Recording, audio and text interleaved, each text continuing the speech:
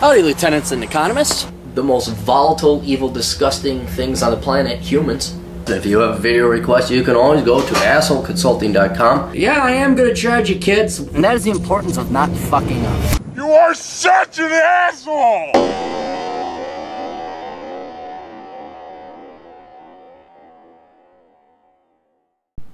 Do you have problems? Are you a fuck up? Of course you are. So go to Asshole Consulting, give me money, I'll yell and curse you. You know what? I got a compliment and an insult. I'll say, you ever see Black Books? I'm like, yeah, I saw Black Books, and I fuck, don't you dare. Remind me a lot of Bernard Black. He's kind of an ass. I'm like, yeah, okay, thanks, got it, yeah. So, anyway. Change this an ordinary lingerie model. That wasn't funny at all unless you have seen the show. Okay, what we got here? Some guy writes, howdy asshole, I'm a 26-year-old electrical engineer making 80 grand a year. Look at you go. Which doesn't include my side business as a concealed carry instructor, vehicle detailer, and musician. Holy shit! God, at 26, I thought I was doing pretty good. You're just kicking. Good lord. What do you need my help for? My life financially is in pretty good shape. I was raised by an extremely independent mother, business owning accountant pulling in a few G's a year, and a somewhat emotionally absent father. He didn't get very involved in me or my brother's, who's 26 years old, lives much until we were in high school. Our relationship has improved quite a bit, but those early years are obviously quite important. Yeah, and they're never coming back, so get used to it. My question is that I have a very approval-seeking personality. I've improved quite a bit over the last couple of years, learning to rely on myself and build myself up. I still feel myself slipping at times to get approval for others. I know this is a losing battle and will only bring me disappointments. I can only fully rely on myself. Any advice as to slow down my approval-seeking to get rid of it permanently or at least substantially? Okay, and then I had another question. And then I did a follow-up, kind of like, well, what's with your dad and all that? The reason I mentioned my dad is because I didn't have much male guidance when I was younger. He was on a lot of psychotropic drugs for depression. He was a bit of a robot over the years. I don't think it was that he was disappointed. It just didn't seem like it just seemed like he didn't really care. Man, those drugs never do anybody any good. They really don't. He's gotten off a lot of his meds since then. And it's great now. Would always be there if needed.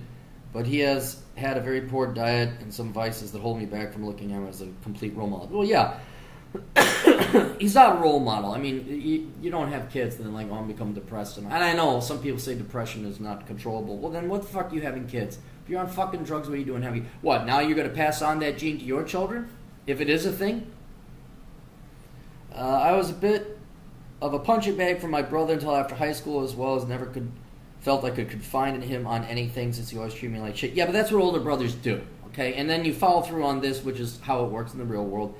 But we have greatly improved our relationship over the years, and I've actually lived with him for 6 in a couple different places. Yeah, like you're becoming best friends. That's what you do. You beat the shit out of each other because that's what brothers do, and that's how it works. But without any real male role models to teach me life's hard lessons, I've turned to philosophy and self-introspection to build up my own strong sense of self. Good. Doing a bunch of approaches this summer really helped build up a callus, although I have lost interest in pursuing women with such little return for my efforts. Yeah, that's the problem. And don't think it's you on that regard. I have some overall lessons we'll get there, but there's some spurs are going on. I'd like to address them. It sucks. It just sucks. And me, even a guy like Roosh, who's like probably the master, Rolo, whatever. You pick up your pickup artist. And they even say it. The key to success is failure. I think Roosh, even on his best, he said 1 out of 3 he'd inevitably nail, go on a date, see you again later. I was more at about the 20% if you took my entire career, like 1 in 5. And yeah, you get to the point where you're numb to it. But after a while, especially as I'm getting older, and I look back at just how much fucking time I pissed away going to clubs, bar. I wasn't a big bar guy, but I would go occasionally to a bar. But even dancing, where I was killing it, and it still wasn't worth it. It was like, fucking now you're like, hey, what do you like? Nah. I mean, it is exhausting. It is exhausting. So don't think it's just you. I don't think there's something wrong with you. That's just good self-respect. You're like, this is not worth my fucking time. And I think it's getting worse. Again, I'm not a young 26-year-old guy, but based from what I've seen in the fields, it just, I mean, I remember in the 90s, there was still dating. There was still, because we didn't have cell phones and texting and all that. Like, you would call, you get her number, you get answering machines, if you ever seen Seinfeld. And then, like, hey, would you want to go get coffee, or would you like to go to the movies? Just stupid. I mean, at the time you're thinking like the 50s were stupid and idealistic. Now it's like it's no fucking different. Like, you know, hey, Peggy Sue, would you be kind enough to go to the movie? Well, it wasn't that bad, but just, and then you get your ass shot down. You would just get your, or worse, as I've mentioned before, they'd say yes, and then they'd even give you the right number, but then they'd never call you back, and they stand you up, and that was what was really taxing. So yeah, I can only imagine what it's like now. At least you have the internet, so you're not wasting your time, you know, like checking voicemail and shit like that. That was a pain in the ass. So, but yeah, and here's the other thing: if it's not worth your time, don't do it. Seriously, go read a book, go do something else, do whatever it is you want to do, but don't like fucking. Yeah, it's just painful, and if it's that taxing on you, don't do it. So don't worry about that. My mom has actually been very involved in the lives of me and my brother. She busted to ask to support us and give us the best advice, and she continues to be very supportive and helpful. Well, wonderful. This has actually given me great connections in finding a mortgage broker and a realtor to purchase my own house. I don't have any complaints with her, except she's made the shoes of my future girlfriend wife very hard to fit. That's great. That's what you want. Hey, but that you did real well there with your mom. Okay, so then there's another thing. I really seek the approval of everyone, and I guess it's the male inclination to seek the approval of attractive women more than anyone else. I have a hard time preventing myself from doing it, even when I feel I am. Dude, that's natural. Don't worry about that. There's nothing wrong there. Now, it's good that you realize that and you have self-control. But that is how you're genetically programmed. Like, even and I'm not a big guy in this, well, look at your body. What is these fucking fraudulent pickup artists, there's a seed of truth, a kernel of truth. Is like, if you're leaning into a girl like that, you're like, you know, maybe a little there. But this, well, did you have your right arm up or your left arm up? Will you turn? What was your angle? It's like, fuck you. But I will catch myself, even if I'm not like have no intention. I have no intention of asking this guy. But then it's just like you will.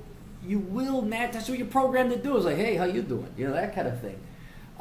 So don't feel bad if that's 2 million years of genetic evolution screaming at you to do that unconsciously. Don't fault yourself for it. Be aware of it. That's pretty cool if you can control it. If you have that much will and self-discipline and self-awareness. But don't flagellate yourself because, like, oh, I saw a girl with big tits and I looked. Well, yeah, that's what you just like, hey, hello, how you doing? I want to become a boxer and go ba-doo, ba-doo, ba-doo, ba-doo, ba-doo, ba-doo, ba-doo, ba-doo, ba-doo. Bada bing. So anyway, that there's nothing wrong with you there, so don't worry about that. Just enjoy it. You're at a museum. Looky, no touchy.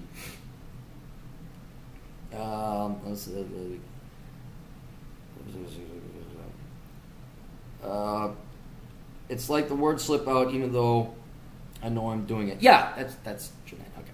Like a deep-seated fear of social ostracism or something I have to take an educated guess. All right, let's go. All right, so we already talked to the girls that took notes on this little thing here. I did want to take notes. All right. The reason, and I'm going to go Darwinistic on you here because I think it's true. And I'm going to basically say I don't think there's a solution to your problem.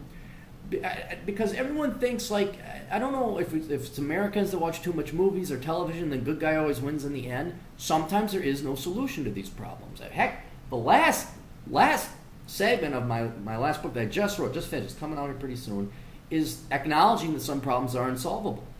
Your dad wasn't around. That's never coming back. My parents got divorced. We were brought up poor. I can't go back and change my childhood. My other buddy, his dad died at 3. You can't raise him from the grave. So what has happened in the past has happened in the past. And it's going to have an effect on you, a negative one. Now, sometimes it's a good thing. You know, you have a great grandpa, or you have a great mom. Your mom's had a positive effect on you. Just as you can't go back and undo all the good she did, you can't go back and undo all the bad your dad did. So this is going to come with you for the rest of your life. It's not going to be solvable. It's not going to be resolvable. But I think an understanding why this leads you to wanting the constant seeking of approval of other people, it's not going to solve the problem because it's genetic. It's just your brain screaming at you right now because that's how humans have evolved. But it will provide a little bit of sanity, and then maybe if you understand it, you'll be able to control it and say, aha, I'm doing it again. And then kind of solve it as much as it can be solved today. All right. So, seeking approval is how you survived in the olden days. Okay, this goes back to tribalism, where there's safety in numbers, and you didn't want to piss off the tribe. You know, you had to behave. You had to, seek everyone's approval and be liked by everybody to a certain extent in order to stay in the tribe. Because if you got kicked out of the tribe, you got kicked out of the village, well, then you were saber-toothed tiger meat, or you were going to die in the winter, or you need other people to survive, or at least your survival chances go way up. You're not fucking what's his name running around in Reverend or Leonardo DiCaprio or Daniel Boone. So, especially when you're younger, the two people you most want to have an allegiance with is your mom and your dad, because you need them. And especially your dad for boys. I mean, the mom's there for milk, but the dad provides, and so you need both of them. You absolutely need them. So if one of them is gone, especially going back in the old days, like your dad died in battle or your mom was gone, you now just lost 50% of your support as a young child. So then you had to find somebody in the tribe. You had to seek even more approval from the tribe. Not that you were an ass kisser, but like if you didn't have a full family, then you were then dependent and relied upon the tribe to support you. So you had to really make friends. And so that's why you're constantly seeking approval. Now, with your dad. Now, another thing, let me take my notes. Yeah. Another thing is just, it's human nature to solve problems that aren't resolved. And you're going to try and go back to figure out with your dad. And it's about as solved as it's ever going to be. The human mind doesn't like loose ends. It really doesn't.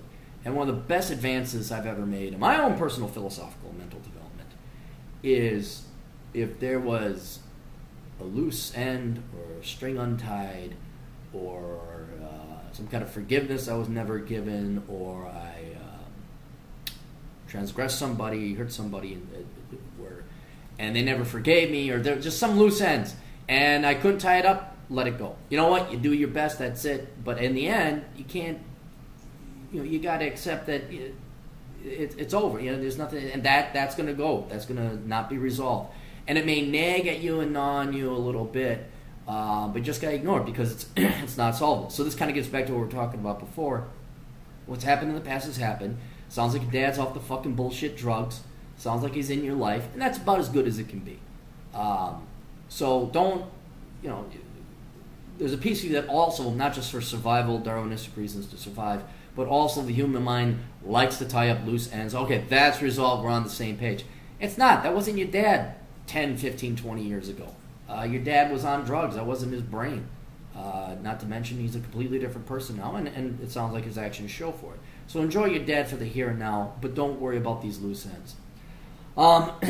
So that is why you're seeking approval from your dad, but then not to mention everybody else. And dude, it totally shows, like, this doesn't, not to sound like a fucking therapist, but it totally shows. You're 26, you're making 80 grand a year, and then you are an arms or a carry conceal, and then what else the fuck did you do? You did something else, and you're an arborist, and you're applying for the astronaut program at NASA, and then you've developed a new form of titanium. I mean, you have all these other things, and you're basically compensating, not psychologically, but like, oh my God, my dad's not there.